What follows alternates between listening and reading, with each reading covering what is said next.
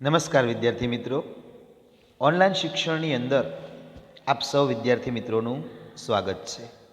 મિત્રો, આજે આપણે ધોરણ 8 વિષય સંસ્કૃતની અંદર પ્રકરણ 3 પ્રહેલિકા એનો ભાગ બીજો સ્વાધ્યાય શરૂ કરવા તરફ જઈ રહ્યા છીએ. મિત્રો, અગાઉના લેક્ચરની અંદર આપણે જે શ્લોકો છે એ 6 શ્લોકો જોયેલા અને ત્યારબાદ હવે આપણે સ્વાધ્યાયમાં જોઈએ. તો સૌ પ્રથમ આપણે ટિપ્પણી જોઈએ. ચક્ષુ એટલે આંખ, ચક્ષુ એટલે આંખ. કાક એટલે કાગડું, કાક એટલે કાગડું. બિલમ એટલે દર, બિલમ એટલે દર, બિલમ એટલે દર. પન્નગહ એટલે સાપ, પન્નગહ એટલે સાપ અથવા નાગ. ક્ષીયતે એટલે કે નાશ પામે છે અથવા ક્ષય પામે છે, ક્ષીયતે એટલે ક્ષય પામે છે. વર્ધતે એટલે વધે છે, વર્ધતે એટલે વધે છે. ચતુર્મુખ એટલે કે 4 મુખ વાળો, ચતુર્મુખ એટલે 4 મુખ વાળો. અજસ્રમ એટલે સતત, અજસ્રમ એટલે સતત. ઋષહ એટલે બળદ, ઋષહ એટલે બળદ. તિષ્ઠતિ એટલે ઊભો છે, તિષ્ઠતિ એટલે ઊભો છે. મુદ્રિકા એટલે વીંટી, મુદ્રિકા એટલે વીંટી. પેયમ એટલે પીવા લાયક અથવા પીવા યોગ્ય, પેયમ એટલે પીવા લાયક અથવા પીવા યોગ્ય. સુતઃ એટલે પુત્ર, સુતઃ એટલે પુત્ર. પ્રોક્તમ એટલે કહેવાયેલું છે, પ્રોક્તમ એટલે કહેવાયેલું છે. અપદહ એટલે પગ વગરનો, અપદહ એટલે પગ વગરનો. તક્રમ એટલે છાશ, તક્રમ એટલે છાશ. શક્ર એટલે ઇન્દ્ર, શક્ર એટલે ઇન્દ્ર. યાતિ એટલે જાય છે, યાતિ એટલે જાય છે. ચક્ષુન ચક્ષુઃ ન કો અયી બિલમ ઇચ્છતિ કાલ અયમ બિલમ ઇચ્છન ન એવ ચેવચ સમુદ્રો ન સમુદ્ર. ચક્ષુન ચક્ષુ ન, ચક્ષુર ન મિત્રો સંધિ છૂટી પાડી, ચક્ષુર ન એ ચક્ષુઃ ન. કાકો અયમ, કાકઃ વત્તા અયમ. બિલમ ઇચ્છન કાલહ અયમ, તો કે બિલમ ઇચ્છન ન ચેવ એવ. સમુદ્રો ન તો સમુદ્ર ન. ત્યારબાદ મિત્રો સ્વાધ્યાયના પ્રશ્નો જોઈએ કે નીચેના શબ્દોનું શુદ્ધ ઉચ્ચારણ કરવું, નીચેના શબ્દોનું શુદ્ધ ઉચ્ચારણ કરવું. એટલે મોટેથી મિત્રો આ શબ્દો આપણે માત્ર બોલવાના છે, તમારે ફેરબુકમાં લખી નાખવાના છે. કાકો અયમ, કાકો અયમ, કાકઃ વત્તા અયમ, કાકો અયમ, કાકઃ અયમ. પન્નગહ, પન્નગહ એટલે સાપ, પન્નગહ. અજસ્રમ, અજસ્રમ. સ્ફુટ વક્તા, સ્ફુટ વક્તા. પર્વતાગ્રી, પર્વતાગ્રી. ભોજનાંતે એટલે ભોજન કર્યા પછી, ભોજનાંતે એટલે ભોજન કર્યા પછી, ભોજનાંતે એટલે ભોજન કર્યા પછી. ત્યારબાદ મિત્રો પ્રશ્ન નંબર 2. નીચેના પ્રશ્નોના ઉત્તર સંસ્કૃતમાં અને ગુજરાતીમાં લખો.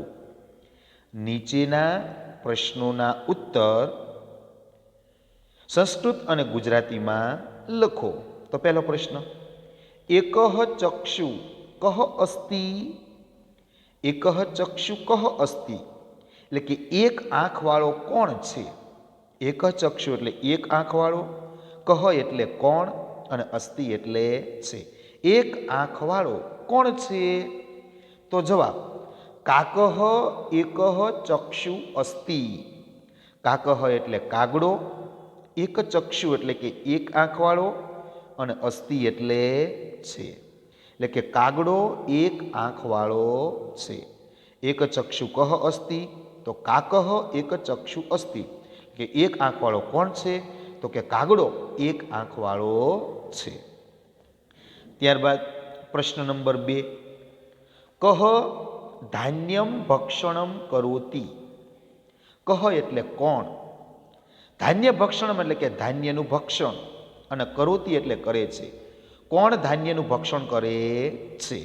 તો ઉત્તર હલમ એટલે હળ, ધાન્ય ભક્ષણમ કરોતિ. એટલે કે હળ ધાન્યનું ભક્ષણ કરે છે. હલમ ધાન્ય ભક્ષણમ કરોતિ એટલે કે હળ ધાન્યનું ભક્ષણ કરે છે. ત્યારબાદ પ્રશ્ન નંબર 3, સારથી કુત્ર તિષ્ઠતિ. સારથી એટલે સારથી, કુત્ર એટલે કે ક્યાં, અને તિષ્ઠતિ એટલે ઊભો છે. સારથી ક્યાં ઊભો છે? સારથી કુત્ર તિષ્ઠતિ એટલે કે સારથી ક્યાં ઊભો છે? તો ઉત્તર સારથી ભૂમો તિષ્ઠતિ. ભૂમો એટલે જમીન ઉપર, ભૂમો એટલે જમીન ઉપર, અને તિષ્ઠતિ એટલે ઊભો છે. સારથી કુત્ર તિષ્ઠતિ, તો કે સારથી જમીન ઉપર ઊભો છે. સારથી કુત્ર તિષ્ઠતિ, તો કે સારથી જમીન ઉપર ઊભો છે. ત્યારબાદ રથ કુત્ર યાતિ. રથ એટલે રથ, કુત્ર એટલે કે ક્યાં, અને યાતિ એટલે જાય છે. યાતિ એટલે જાય છે. રથ કુત્ર યાતિ એટલે કે રથ ક્યાં જાય છે? રથ કુત્ર યાતિ એટલે કે રથ ક્યાં જાય છે? તો મિત્રો જવાબ રથ પર્વતાગ્રે.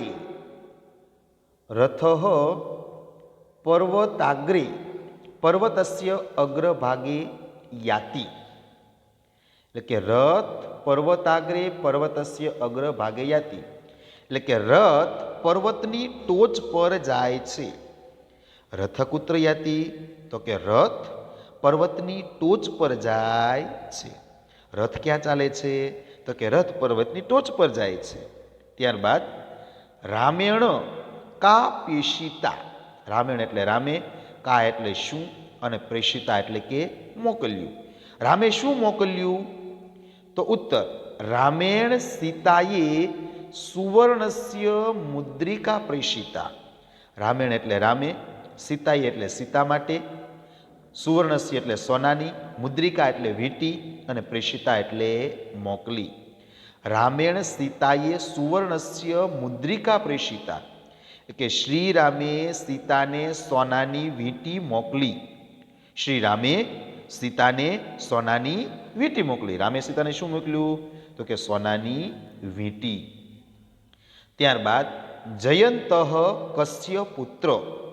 જયંત એટલે જયંત, કસ્ય એટલે કોનો, પુત્ર હોય એટલે કે પુત્ર છે. જયંત કોનો પુત્ર છે? તો ઉત્તર જયંત શક્રસ્ય અથવા ઇન્દ્રસ્ય પુત્ર. જયંત શક્રનો, શક્ર એટલે ઇન્દ્રનો, શક્રસ્ય એટલે કે ઇન્દ્રનો પુત્ર છે. જયંત શક્રસ્ય પુત્ર. જયંત કસ્ય પુત્ર? જયંત શક્રસ્ય પુત્ર, એટલે કે જયંત ઇન્દ્રનો પુત્ર છે. ત્યારબાદ પન્નગ કિમ ઈચ્છતિ. પન્નગ એટલે કે સાપ, કિમ એટલે કે શું, અને ઈચ્છતિ એટલે ઈચ્છે છે. સાપ શું ઈચ્છે છે? પન્નગ બિલમ ઈચ્છતિ. પન્નગ એટલે સાપ, બિલમ એટલે કે દરમાં પેસવા, અને ઈચ્છતિ એટલે ઈચ્છે છે. પન્નગ બિલમ ઈચ્છતિ એટલે કે સાપ દરમાં પેસવા ઈચ્છે છે. પન્નગ કિમ ઈચ્છતિ, તો પન્નગ એટલે કે સાપ દરમાં જવા ઈચ્છે છે. ત્યારબાદ કહ ક્ષીયતે વર્ધતે ચ. કે કોણ ઘટે છે અને વધે છે? ક્ષીયતી એટલે ઘટે છે, અને વર્ધતી એટલે વધે છે. ચ એટલે અને, કહ એટલે કોણ. કહ ક્ષીયતે વર્ધતે ચ એટલે કે કોણ વધે છે અને ઘટે છે? તો ઉત્તર સમુદ્ર વા ચંદ્રમા વા ક્ષીયતે વર્ધતે ચ. એટલે સમુદ્ર કે ચંદ્ર ઘટે છે અને વધે છે. સમુદ્ર વા ચંદ્રમાં વા ક્ષીયતે વર્ધતે ચ. એટલે સમુદ્ર કે ચંદ્ર ઘટે છે અને વધે છે. ત્યારબાદ બ્રહ્મદેવસ્ય કતિ મુખાની સંતિ. બ્રહ્મદેવના કેટલા મુખો છે? બ્રહ્મદેવના કેટલા મુખો છે? તો ઉત્તર બ્રહ્મદેવસ્ય ચત્વારી મુખાની સંતિ. બ્રહ્મદેવસ્ય ચત્વારી મુખાની સંતિ એટલે કે બ્રહ્માજીના 4 મુખો છે. બ્રહ્માજીના કેટલા મુખો છે? તો કે બ્રહ્માજીના 4 મુખો છે. કહ દેવ વૃષમ આરૂઢ વૃષારૂઢ અસ્તિ. એટલે કે કયા દેવ બળદ પર આરૂઢ થયેલા છે? કહ દેવ વૃષમ આરૂઢ એટલે કે કયા દેવ બળદ પર આરૂઢ થયેલા છે? તો ઉત્તર ભગવાન શંકર વૃષમ આરૂઢ વૃષારૂઢ અસ્તિ. ભગવાન શંકર વૃષમ આરૂઢ વૃષારૂઢ અસ્તિ. એટલે કે ભગવાન શંકર બળદ પર આરૂઢ થયેલા છે. ભગવાન શંકર બળદ પર આરૂઢ થયેલા છે. ત્યારબાદ સાક્ષર પુરુષ કીદૃશ ભવતી. એટલે કે સાક્ષર પુરુષ કેવો હોય છે? સાક્ષર પુરુષ કેવો હોય છે? તો સાક્ષર પુરુષ પંડિત ભવતી. સાક્ષર પુરુષ પંડિત ભવતી એટલે કે સાક્ષર પુરુષ પંડિત હોય છે. સાક્ષર પુરુષ કેવો હોય છે? તો કે સાક્ષર પુરુષ પંડિત હોય છે. ત્યારબાદ રથ કથમ ચલતી. રથ કઈ રીતે ચાલે છે? રથ કથમ ચલતી એટલે કે રથ કઈ રીતે રથ કઈ રીતે ચાલે છે? તો કે રથ વાયુ વેગેન ચલતી. રથ વાયુ વેગેન ચલતે એટલે કે રથ વાયુ વેગે ચાલે છે. રથ વાયુ વેગે ચાલે છે. ત્યારબાદ ભોજનાંતે કિમ પેયમ એટલે કે ભોજન કર્યા પછી શું પીવું જોઈએ? ભોજનાંતે કિમ પેયમ એટલે કે ભોજન કર્યા પછી શું પીવું જોઈએ? તો કે ભોજનાંતે તક્રમ પિયમ. તક્રમ એટલે છાશ. ભોજનાંતે તક્રમ પિયમ એટલે કે ભોજનને અંતે છાશ પીવી જોઈએ. ભોજનને અંતે છાશ પીવી જોઈએ. ત્યારબાદ વિષ્ણુ પદ કથમ પ્રોક્તમ એટલે કે વિષ્ણુનું પદ કેવું કહેવાયું છે? વિષ્ણુ પદમ કથમ પ્રોક્તમ એટલે કે વિષ્ણુનું પદ કેવું કહેવાયું છે? તો કે ઉત્તર વિષ્ણુ પદમ દુર્લભમ પ્રોક્તમ. વિષ્ણુ પદમ દુર્લભમ પ્રોક્તમ એટલે કે વિષ્ણુ પદ દુર્લભ કહેવાયું છે. વિષ્ણુનું પદ દુર્લભ કહેવાયું છે. ત્યારબાદ શક્રસ્ય અથવા ઇન્દ્રસ્ય કિમ દુર્લભમ. શક્રસ્ય અથવા ઇન્દ્રસ્ય કિમ દુર્લભમ એટલે ઇન્દ્રને માટે શું દુર્લભ હોય છે? શક્રને અથવા ઇન્દ્રને શું દુર્લભ હોય છે? તો કે શક્રસ્ય અથવા ઇન્દ્રસ્ય અપી તક્રમ દુર્લભમ એટલે શક્ર અથવા ઇન્દ્રને છાશ દુર્લભ હોય છે. શક્રસ્ય કિમ દુર્લભમ તો કે શક્રસ્ય તક્રમ. તક્રમ એટલે કે છાશ. ઇન્દ્રને માટે છાશ દુર્લભ હોય છે. ત્યારબાદ મિત્રો કૌંસમાંથી યોગ્ય શબ્દ પસંદ કરી ખાલી જગ્યા પૂરો. કૌંસમાંથી યોગ્ય શબ્દ પસંદ કરી ખાલી જગ્યા પૂરો. તો પહેલી ખાલી જગ્યા ચતુર્મુખ ખાલી જગ્યા અસ્તિ. ચતુર્મુખ ખાલી જગ્યા અસ્તિ. તો 4 મુખવાળા કોણ છે? બ્રહ્મા, વિષ્ણુ કે શંકર? તો જવાબ આવશે બ્રહ્મા. ચતુર્મુખ બ્રહ્મા અસ્તિ. ચતુર્મુખ બ્રહ્મા અસ્તિ. બીજું ભોજનાંતે ખાલી જગ્યા પીયમ. ભોજનાંતે ખાલી જગ્યા પીયમ તો ભોજન કર્યા પછી શું પીવું જોઈએ?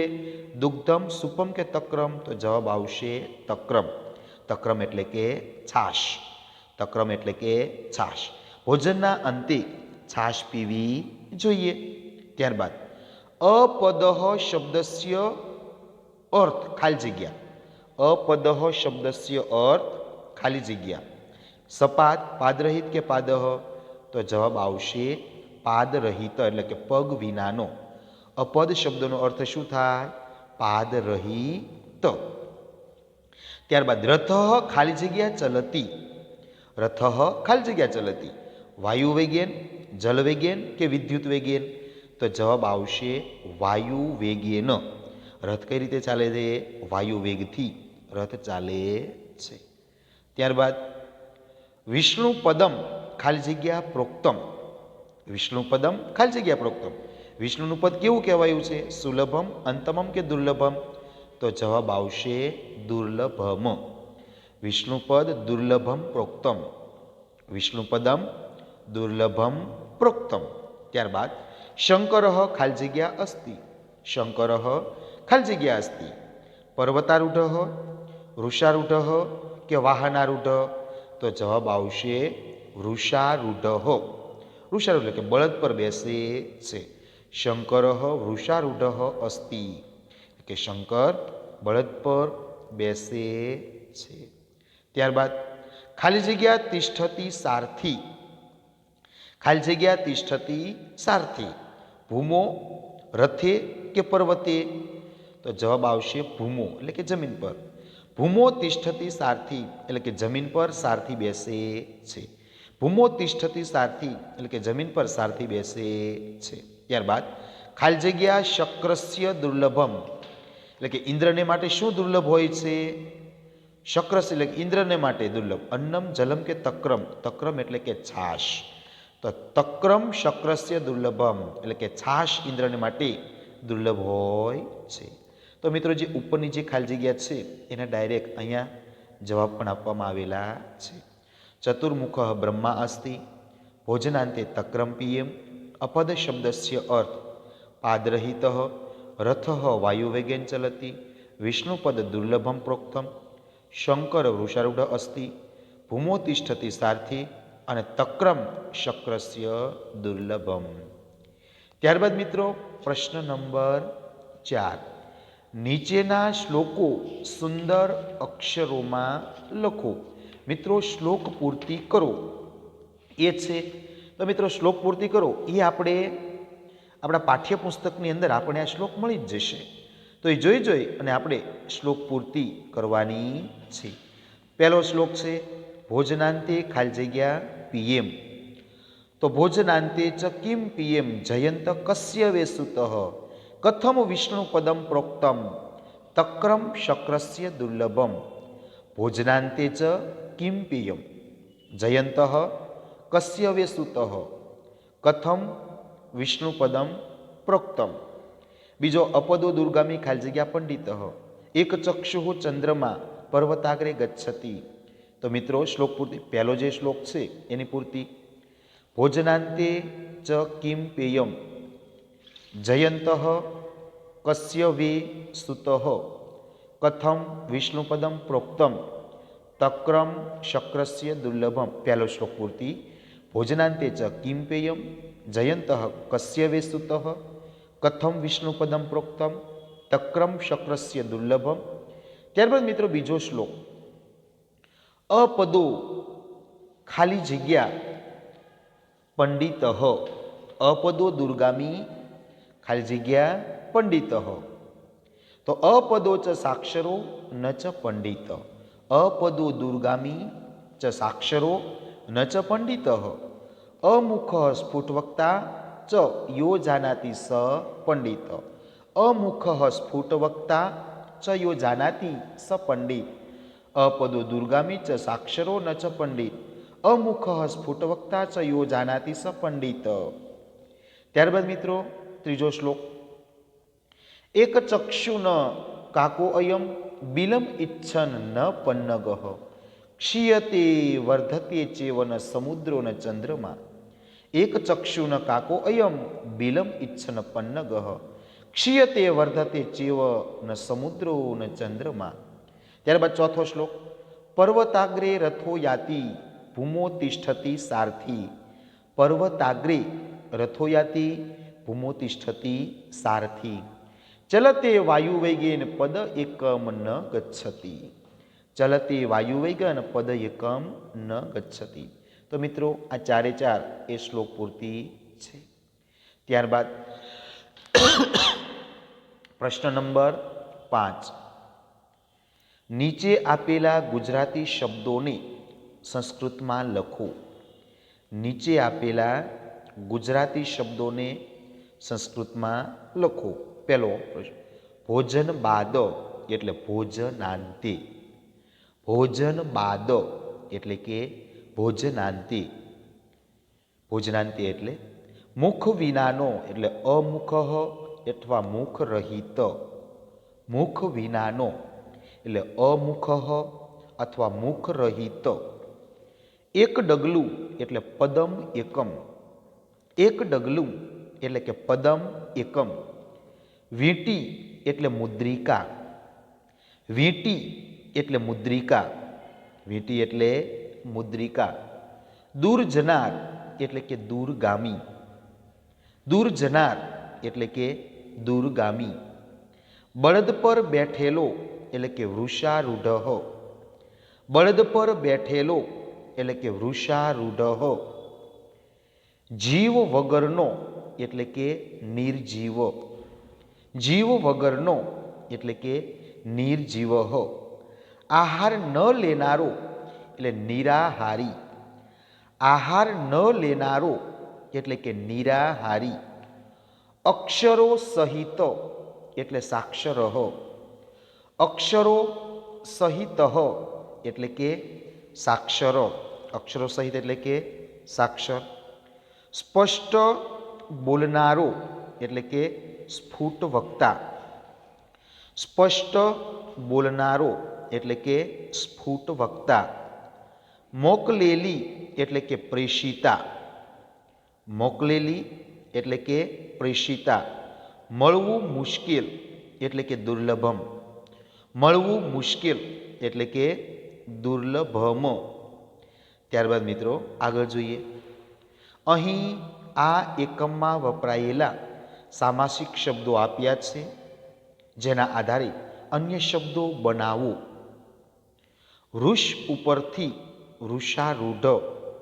વૃષ ઉપરથી વૃષારૂઢ તો અશ્વ ઉપરથી અશ્વારૂઢ. ગજ ઉપરથી ગજારૂઢ.